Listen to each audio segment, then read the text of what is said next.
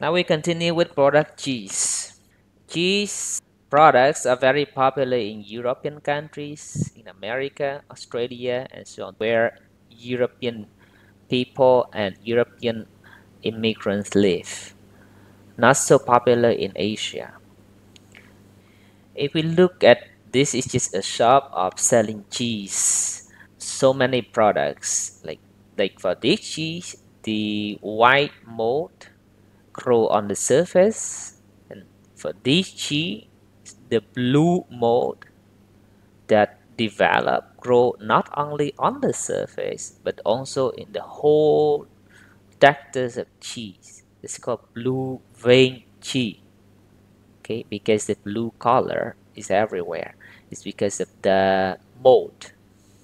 And then you have some cheese which are very hard, some cheese which is like not so very hard, some other cheese can be soft. When you say the word cheese, then your mouth is in the same shape with when you smile. When you take a photo, instead of telling people to smile, you can tell people to say cheese. Then the shape of the face is also like looking happy, right? The definition: Qi is the fresh or mature solid or semi-solid products obtained by coagulating milk, skim milk, cream, whey cream, or buttermilk, and any combination of those materials. So you make cheese by coagulation of caseins in those materials. And what do we use to coagulate casein? Enzyme rennet. But depending on the varieties of cheese, they also use other coagulating agents as well. For example, they may use an acid to help the coagulation. They may use a salt like calcium 2 plus to help coagulation of caseins. We already discussed the mechanism of coagulation of casein in chapter 6. And then what else in the processing? In the process, they remove part of the whey resulting from such coagulation. Because when we do coagulation, we will have whey.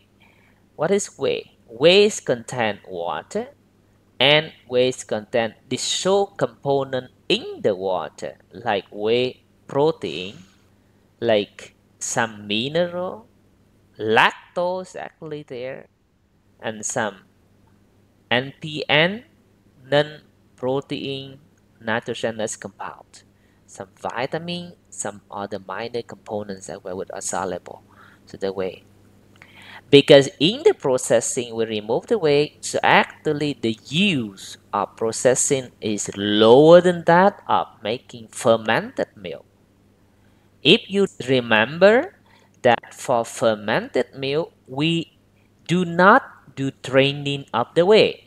So fermented milk are non-liquid product, means no removal of a part of whey. But for cheese, yes. So in making, the yield is smaller, of course, then the price is higher. History of cheese: 4,000 years to 7,000 years before Christ. Before Christ means before Jesus Christ. Before the time that he was born on us, then you call this before Christ. And then people discover the coagulation by acid. This is just a natural process because when milk was not used or left over there, then the fermentation by organic acid bacteria occur, and then that produce acid, that's called coagulation. And time to time, when the fermentation is okay to eat, people don't get sick from it, then it's become good products, right? Products for human. And during those time, they also discover the rennet coagulation, the coagulation by enzyme. And this is from the legend of the Arabian merchant.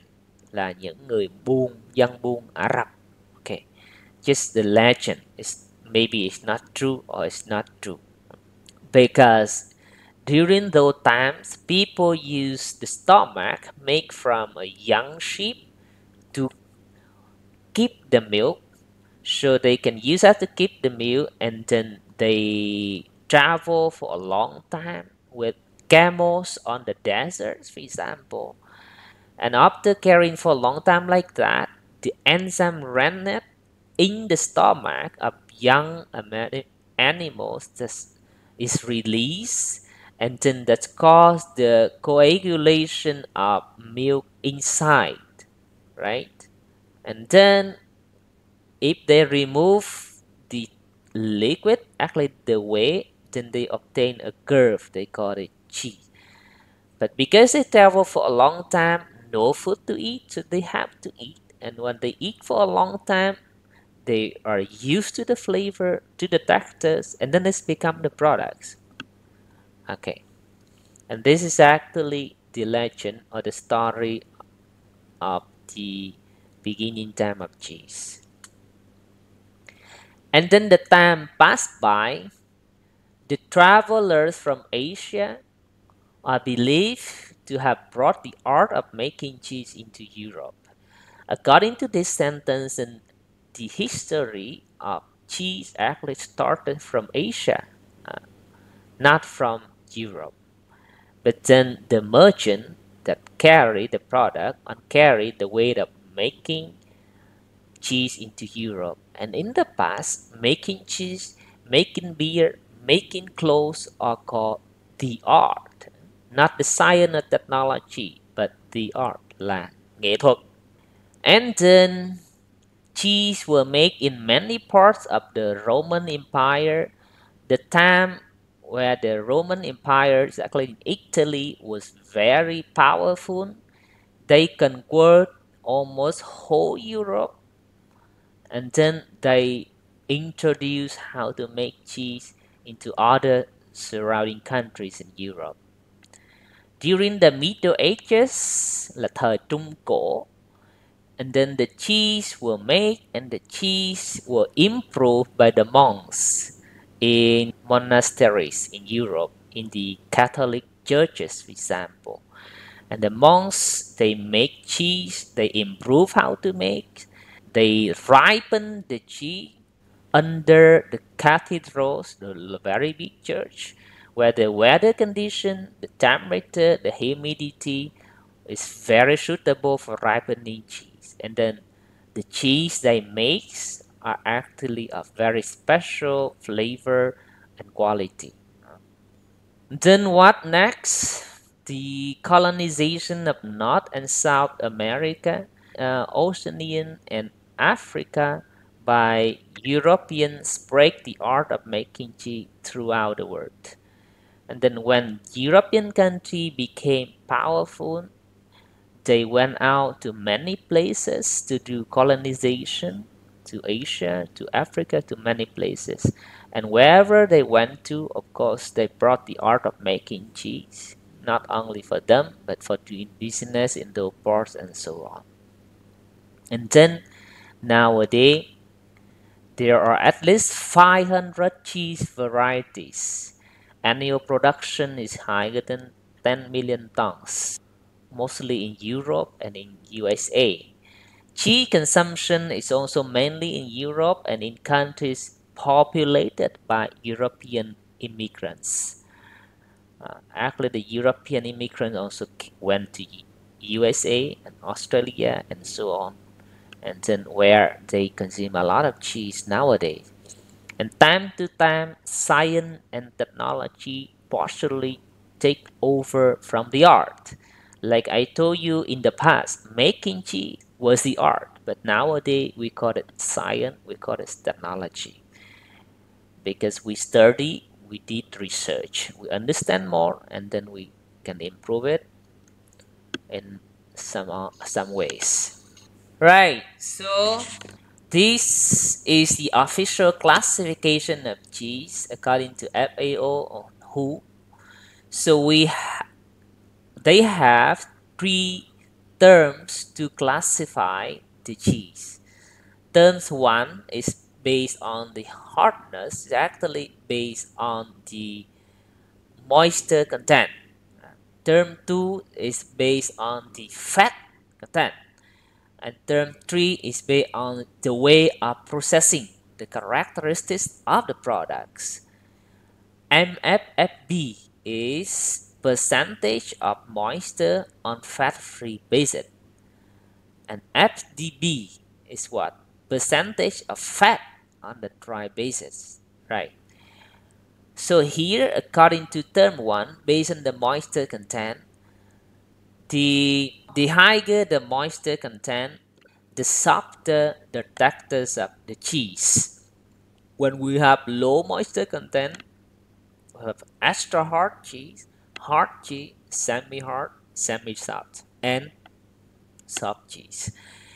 If we classify based on the fat, so we have what? High fat, full fat, medium fat, low fat, and skim cheese. If we base on the processing, so we have cured or ripened cheese, mold cured or ripened cheese, and uncured, unripened, or fresh cheese. Right, so we have three groups: cured or ripened. Then this in processing, the time of processing is actually long, because after you have the cheese, you need to do ripening for a significant period of time. Can be several months, can be a year. We do ripening in certain condition to have products of typical flavor textures. And the second group, then during ripening event, they use mold. At the beginning, we saw some cheese with the mold grow on the surface, or the blue mold grow everywhere in the textures. So when ripening, which using mold, the flavor is even very typical, and it's very difficult for us to eat because we don't have a tradition of eating this product. But the third group, the fresh cheese, is after we have the cheese, we don't do ripening. We can consume right away. So the flavor, the taste is easy for us to consume actually, because it's the fresh flavor. The processing is faster and cheaper. So these are the three groups: cured or ripened cheese, mold cured or mold ripened cheese, and fresh cheese. This one, then they use the mold development approach and so on. So the flavor texture is very typical. This table would tell us some examples of very common, very typical cheese in the world. So what do we have? Parmesan from Italy. It came from there. Grana also from Italy.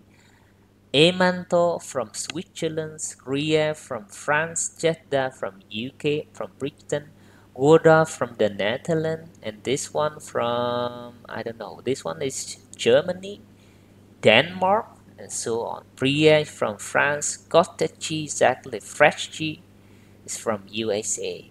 And here you see some characteristics of these cheeses based on the fat content, based on the moisture content, or we have either the texture hard, extra hard, and then semi-hard, semi-soft, soft, and so on. If you look at fresh cheese, the processing is simpler, but it's also softer, meaning it contains more moisture content. It's more moisture content, so the product is cheaper. Cheaper because it contains more water. But then the sell line normally not very long if the storage condition is not kind of extreme.